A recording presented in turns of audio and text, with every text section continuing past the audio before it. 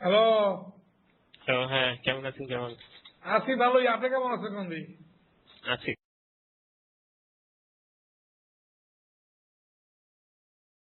তো আজকে তো খবরটা মনে বলছি, হয় একটু আপনার কথা একটু হয়েছে তো? পজিটিভ একটু পজিটিভ নিউজ মনে হচ্ছে আপনাদের দিক থেকেও, আমাদের মানে সব সার্বিক বিবেচনাতে।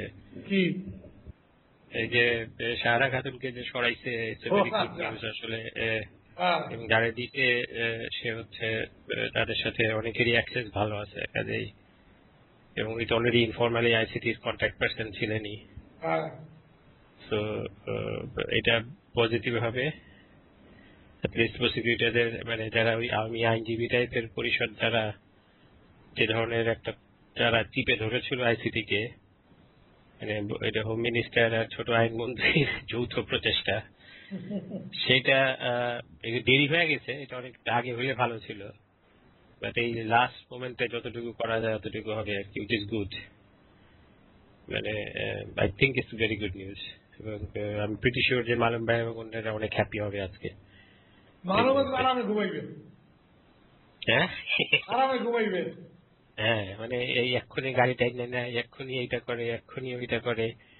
হ্যাঁ, এই টাইপের যে, এবং এদের যে কিছু কিছু প্রসিকিউটর যারা ছিল, যারা ওই এই আর্মি টাইপের আইনজীবীর কনটেক্সট থেকে, মানে দুজনই আর্মি আইনজীবীর লোক আর কি, হুম। সারা খাতুন আর ছোট মন্ত্রী। সে অন্তত এখন একটাই ছোট মন্ত্রী থাকবে, তার যে বড় ক্ষমতা সেটা, রিয়েল ক্ষমতাটা হাত থেকে ছুটে গেল আর কি। ইটস ভেরি গুড নিউজ আর কি, আইসিটির জন্য ভালো নিউজ আর কি।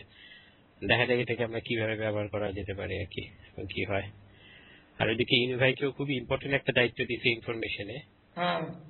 ওনাকে দিয়ে দুইটা কাজ করাইতে হবে। একটা হচ্ছে যে ওই ইনফরমেশনের উপরে বা ওয়েবের উপরে একটা পলিসি গভর্নমেন্ট খুব ইদানিং একটা তৈরি করতেছিল, যেটা নিয়ে আমরা খুবই ওয়ারিড ছিলাম। সেটা প্লাস হলো ইনফরমেশনকে আসলে ইনফরমেশন মিনিস্ট্রিটা সবচেয়ে কম করছে আর কি, আইসিটির পক্ষে প্রচারণার জন্য সবচেয়ে কম ব্যবহৃত হয়েছে। হ্যাঁ। এবং গভর্নমেন্ট কিছুই কাজ করে নাই, মানে লয়ের কাজ, কিন্তু এটার প্রচারণার কাজটা তো আসলে ইনফরমেশনের কাজে। এইটা এই দুটো কাজ ইউনিভার্সিটি দিয়া, মানে ওরা ঠিক মতো যদি বোঝানো যায় যে এটা কত ইম্পর্টেন্ট, এবং এটা উনি বুঝবে। উনি যে স্টেটমেন্ট করতেছে সেগুলো থেকে, আর উনি জানে এইসবগুলা, এই ইস্যুগুলা জানে। বিভিন্ন ব্যাপারে ওনার সাথে আমরা আইসিটিতে আমাদের কনসার্ন গুলা শেয়ার করছি, আমিও বিভিন্ন সময় শেয়ার করছি। কাজেই মানে he is aware of it, এবং এটাও ভালো হয়েছে। কাজেই এটাতে আমি মোটামুটি হ্যাপি আছি আসলে, যে দুইটাই গুড নিউজ, এবং দুইটাই খুব কি মিনিস্ট্রি দেওয়া হয়েছে। আমি তো মনে করেছি ওনাকে বলছে ডাক টাক টাইপের কিছু একটা দিয়ে দিবে আর কি। ইনফরমেশন দিয়ে এটা ভালো করছে। আর সবচেয়ে ভালো করছে যে মহিউদ্দিন খান আলমগীরকে দিছে যে হোমটা, ভেরি গুড নিউজ। আর এর মাঝখানে তো বোধহয় মালুমের সাথে আপনার কথা হয়েছে বোধহয়, তাই না? আমার হ্যাঁ, ওই তো ওই বিশুদ্ধ দিন না বুধবার দিন হয়েছে কোর্টে। হ্যাঁ। কিন্তু ওরা তো থাকে একবার আপনার সাথে কথা বলার কথা আর কি। না, আমার লোক এই বন্ধ করার কথা হয়নি। অন্য কথা হয়নি না? না। আচ্ছা, উনি কতগুলা রিয়েল ভ্যালিড কোশ্চেন রেজ করছে আর কি। হ্যাঁ, উনি যেটা বললো, আমার নোটসটা আমি বের করি। উনি বলেছে যে ওনার মেইন কনসার্ন শফিউল্লাহ সম্পর্কে হচ্ছে, আপনি যেটা বলছেন সেটা উনি এগ্রি করে আর সবকিছু করে আর কি, কিন্তু শফিউল্লাহ সাহেব কিন্তু আসলে মনে রাখতে পারেন না কথাবার্তা। এবং ওনার বোধহয় এই টাইপের কিছু একটা সমস্যা আছে। সেকেন্ড হচ্ছে, উনি আমাদের একটা মেজর কনসার্ন আছে, যেটা এটাকে উনি যে কথাটা উনি বলতে পারবেন মূলত সেগুলো হতো। আচ্ছা, সেকেন্ড পয়েন্ট হচ্ছে যে যেসব ইস্যুগুলো এখানে আপনি বলছেন যে এগুলো এখনো কাভার হয়নি, সেগুলো কিন্তু আসলে আমরা হিস্ট্রিক্যাল ফ্যাক্ট হিসেবে নিতে পারবো ইভেন্চুয়ালি। হ্যাঁ, পারবো। কিন্তু মোর ইম্পর্টেন্টলি যেটা হচ্ছে সেটা হচ্ছে যে উনি দেখা গেল কি যে ওনাকে উনি কন্ট্রোল করতে পারবে না। অর্থাৎ সুলতান আপাকে যেভাবে সমস্ত কিছু তথ্য দেওয়ার পরে সুলতান আপাকে কিছুই বলা লাগে নাই, মানে হইছে গুড নাম্বার অফ আলোচনা হইছে, কিন্তু ওনাকে শুধু এগুলো দিয়ে দেওয়ার পরে উনি বুঝে গেছে যে কোন জিনিসটা এমফাসাইজ করতে হবে এবং কি করতে হবে না করতে হবে। সো যেগুলো উনি যা যা বলছে সবই সত্যি বাই দ্য ওয়ে। কিন্তু এই ধরনের উনি এই জেনারেল সাহেবের উপরে ওনার কোনো ইয়ে নাই। আর জেনারেল সাহেবকে বললে জেনারেল সাহেব মনে রাখতেছে না, এটা হচ্ছে এর মতো প্রবলেম হয়েছে কিছু। চিফ প্রসিকিউটরের মতো। সো তারপরে ওনাকে উনি কন্ট্রোল করতে পারবেন না। প্লাস হলো যে উনি দেখা যায় কি যে এখনো ওনার ভিতরে ওই কমান্ডারের একটা অ্যাটিটিউড আছে যে উনি এটা যুদ্ধ করছে, আর্মিরা যুদ্ধ করছে, এই টাইপের এই অংশগুলো যুদ্ধের দিকে উনি চলে যাওয়ার যে জিনিসটি উনি ভালো বলতে পারবে অবশ্য, কিন্তু এদিকে সম্ভাবনা খুব বেশি আছে। যে কারণে উনি যেটা মনে করে যে আমরা তো আসলে ওয়ার ইস্যুটাকে ওই সেন্সে অ্যাভয়েড করতে চাই, কারণ ওনার মুখ দিয়ে যদি এখানে যদি দেখায় যে এখানে একটা রিয়েল যুদ্ধ হয়েছে এবং এটা পাকিস্তানি আর্মিরা এটা মেইন প্রোটাগনিস্ট এবং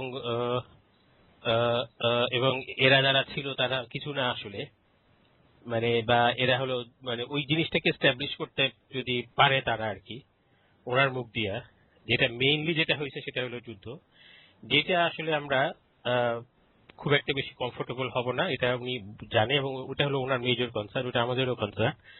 কারণ আমরা এখানে যুদ্ধ নিয়ে খুব বেশি ইন্টারেস্টেড না, আমরা হচ্ছে যে যেসব লোকরা তাদের ৭১-এর ক্রিমিনাল অ্যাক্টিভিটি নিয়ে is really what we are interested in. ওইটার ওয়াইডার পার্সপেক্টিভ কি ছিল, তখন বড় একটা যুদ্ধ হচ্ছিল, তার ভিতরে তারা ছোট ছোট প্লেয়ার ছিল কি ছিল না ছিল, সেগুলো কিন্তু আসলে মানে বড় যুদ্ধ বড় প্রেক্ষিতে কিন্তু ইম্পর্টেন্ট না। এবং আমরা এটাকে ঠিক আপনারা হয়তো বা লেখার সময় হয়তো বা কোনো এক পর্যায়ে লিবারেশন ওয়ারের কথা তো আসবেই, কিন্তু ওই সেন্সে একটা ওয়ার তো চলতেছিল, কিন্তু ওয়ার আর ক্রাইমের ভিতরে যে ডিফারেন্স মানে তফাৎটা আছে সেই জিনিসটা হলো আমাদের মেইন কনসার্ন। কাজে আমরা ওয়ারের উপরে এমফেসাইজ দিয়ে যাচ্ছি না, যেহেতু আমরা আসলে ওয়ার ক্রাইমটাকে খুবই ডেলিভারেটলি এবং খুব মানে লিগেলি কারেক্ট লিগেল রিজনে আমরা এক্সক্লুড করে রাখছি, এবং আমরা কাউরেই এদেরকে ওয়ার ক্রাইমের কাউকে কোনো চার্জ করা হয়নি আর কি, এবং কোয়াইট ভ্যালিডলি চার্জ করা হয়নি। তো সেই কারণে ওয়ারের ইস্যুগুলা উনি হঠাৎ উত্তেজিত হয়ে যেতে পারে আর কি, ওনার ধারণা যে উনি ওই জিনিসগুলো উনি একটু জোরে সোরে বলে দিতে চাইতে পারে আর কি। আর সার্বিকভাবে ওনাকে যেহেতু উনি বলতেছেন যে আমি যে নিয়ন্ত্রণ করতে পারবো না, এইটা হচ্ছে ওনার মেইন কনসার্ন। এখন এটার পরিপ্রেক্ষিতে উনি আমাদেরকে বলছে যে আপনারা একটু চিন্তা করেন যে এটা কি মানে আপনারা যদি বলেন বা যদি রিয়েলি প্রয়োজন হয়, যদি আমরা এটাকে অন্য আদারওয়াইজ কোনো কাভার করতে না পারি এইসব ঐতিহাসিক ঘটনাগুলো, তাহলে হয়তো বা ওনাকে আনতে যদি হয় আপনারা বলেন, তাহলে আমরা হয়তো ওনাকে আনবো। কিন্তু মানে যদি না হয় তাহলেই সবচেয়ে ভালো হয় আর কি। কারণ উনি বলতেছে যে আমরা বরঞ্চ ওনাকে যদি আমি না আনি তাহলে সেক্টর কমান্ডার ফোরামস এর অন্যান্য যারা আছে তাদেরকে বোঝানো যাবে, ইনক্লুডিং খন্দকার সাহেবকে, যে কেন ওনাকে আনা হয়নি আর কি, এবং সেটা উনি বলে আমি এটা ম্যানেজ করতে পারবো। কিন্তু এনে ফেললে তখন ওনাকে আমি ম্যানেজ যদি না করতে পারি, এই যদিও ওনার সাথে উনি বলতেছে যে আমাদের সম্পর্ক খুবই ভালো এবং ইত্যাদি ইত্যাদি, কিন্তু উনি ওনার ওই কমান্ডারের ভাবটা থেকে যাবে আর কি, এবং থেকে যেতে পারে, এবং এটা কি জিনিস যে কি বলবে শেষকালে তখন দেখা গেল কি যে আমরা মানে কোনো খুব বেশি লাভ হবে না, কিন্তু পটেনশিয়াল প্রবলেমে পড়ে যেতে পারি। এটা হচ্ছে ওনার মেইন কনসার্ন। এটা ওনাকে আপনার তো কমিউনিকেট, আমি তো বললাম যে আমি তো কালকে অর্থাৎ গতকালের কথা, যে গতকালে তো আপনার সাথে যোগাযোগ হবে না, আপনি এটা ওনাকে মেসেজটা দিয়ে দিয়েন। তো উনি বোধহয় সময় মানে সুযোগ পাইনি নাকি। সময় আছে, বড় দেবে, অসুবিধা নেই, সেটা ঠিক আছে। আচ্ছা, কিন্তু আমার মানে কি জানেন, আমরা তো নিতে পারি ঐতিহাসিক ফ্যাক্ট হিসেবে, কিন্তু যদুপুর পাঠটা অন্য কোন উইটনেসের মুখ দিয়ে উনি না, হারুন হাবিবটা সাক্ষী আছে কিনা আমি জানি না, হারুন হাবিব যা এখন সেক্রেটারি, এরা যদি একসাথে কেউ বলে, এই একটা দুটা সেটেল থাকলে একটু ভালো হতো। একটা দুটা জিনিস আমি চিন্তা করতেছি যে আমরা তো এখন সাক্ষীগুলো পুরোটা দেখি নাই, দেখলে যেমন ধরেন কি যে মুনতাসির মামুন টাইপের ওনাদেরকে দিয়া মানে ওদের রি এক্সামিনেশনে কিছু যেগুলো গ্যাপ হয়ে গেছে সেগুলোকে আনা যায় কিনা আর কি, এইটা দেখেন। আর এটা আপনি যেটা বলছেন যে আর কি আছে তা জানি না, আমি লিস্ট তো আমার কাছে নাই আর কি, আই ডোন্ট নো এক্স্যাক্টলি আর কি আছে, এবং এটা ডেফিনেটলি আমি আবার এটা আলোচনা করবো। এটা উনিও কিন্তু ক্লোজ করতেছেন আলোচনাতে, উনি জাস্ট বলতেছে যে এটা ওনার কনসার্ন গুলো উনি রেজ করতেছে, যে উনি বলছে যে কনসার্ন ইজ জেনুইন, সেটা আমি বলছি যে ওটা তো আপনি যেটা বললেন সেটা কিন্তু আমাদেরও কনসার্ন।